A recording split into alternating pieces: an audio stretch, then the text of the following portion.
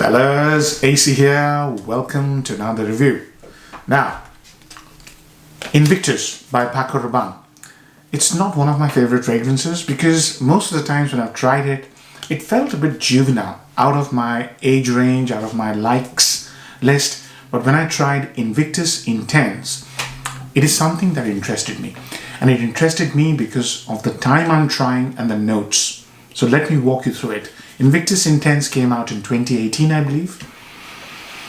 And when you first spray it, and that's probably the reason I've never liked Invictus, because it's a scent that I've smelled many times. It's got this sweet shower gel smell or bubblegummy shower gel smell. And I've smelled many fragrances with that kind of smell. One being my favorite, which I've reviewed, is this Rassasi Havas. Havas is a really nice fragrance for this time of the year. But, when I smelt it, I thought, okay, so what? But then, after about 5 or 10 minutes, the fragrance starts to develop on your skin. And that's why I waited 5 minutes and then started the review. What you get is a brilliant note of orange blossom. And orange blossom is absolutely perfect for spring. At the moment, this is about 15-16 degrees. It's a really good time to wear orange blossom.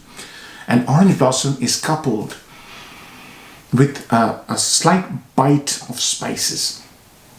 The note mentioned on Fragrantica is black pepper, but I also get something like rosemary, but that's not mentioned. So that's the note which gives it a little masculine edge. And then the fragrance has this boozy quality, and I'm not a drinker, so I couldn't smell and tell you, okay, booze, but I know a smell which I don't like, and that is whiskey. I don't get whiskey. It's mentioned whiskey. I don't get the smell of whiskey. Maybe a little bit, maybe just a hint of smell of whiskey, but it has this boozy quality. And orange blossom, spicy orange blossom, mixed with booziness, makes it a very nice, sort of a modern masculine. It's got a lot of appeal to it. I really enjoyed this fragrance. The fragrance, when it dries down, brings in a note of ambergris, which I think is Cetalox. And recently, I've done a little bit of research to find out what it smells like. So it has this shower gel-like smell with a hint of sweetness, very small, very little bit of sweetness and a small amount of sort of salty ambergris smell. The shower gel smell that you get right at the top is what Cetalox is, and that's what they've used a lot of here. Very nice. The fragrance brings in a little woody aspect when it dries down as well. But for me, the star of the show is that orange blossom, which smells a little bit mixed with laurel leaves. I've never smelled laurel leaves, but I understand it to be in the bay leaf category. So mixed with bay leaf and the boozy orange blossom kind of gives off this bitter marmalade kind of a smell, slightly gourmandy. Very nice. I really enjoy this fragrance. I really like this fragrance. This is nice. It's not too sweet, it's not too show-offy, but yet it's very alluring and very sexy. And that's what I like about this fragrance. This is fantastic. You can wear this and feel really sexy. And that's a great quality in a designer fragrance to have. So, upsides and downsides. Number one upside, if you're looking for a sexy fragrance, a fragrance which oozes sex appeal, this fragrance will actually give you that, without breaking the bank. And especially if you're in the age group where you are actually in the market, let's say 20 plus to whatever, you should definitely look and sort of sample this fragrance, because this is very attractive. And this will be very attractive to females. So definitely one of the sexiest fragrances from Paco Rabanne, I would say.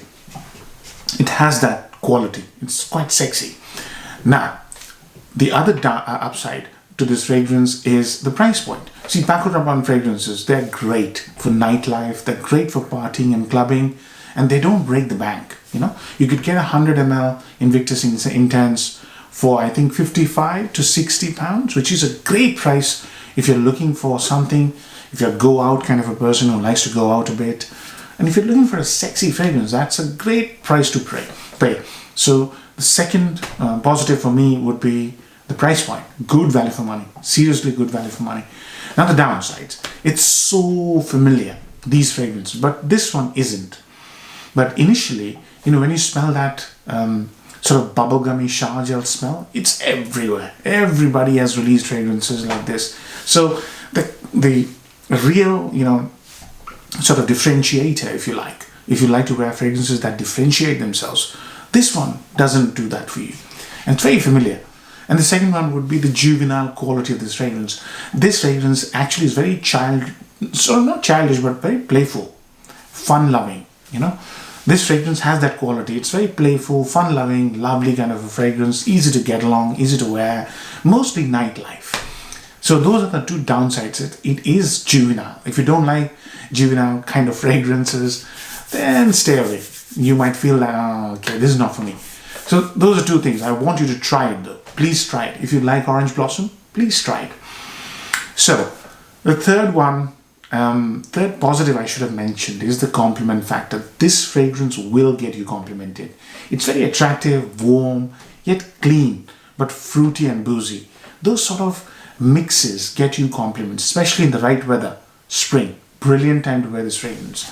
So that brings me to the next subject, which is what's the right time to wear it? I would say spring and autumn, because of the warmth and the boozy quality, it'll go well in autumn as well. But spring also because of Orange Blossom. Fantastic Orange Blossom.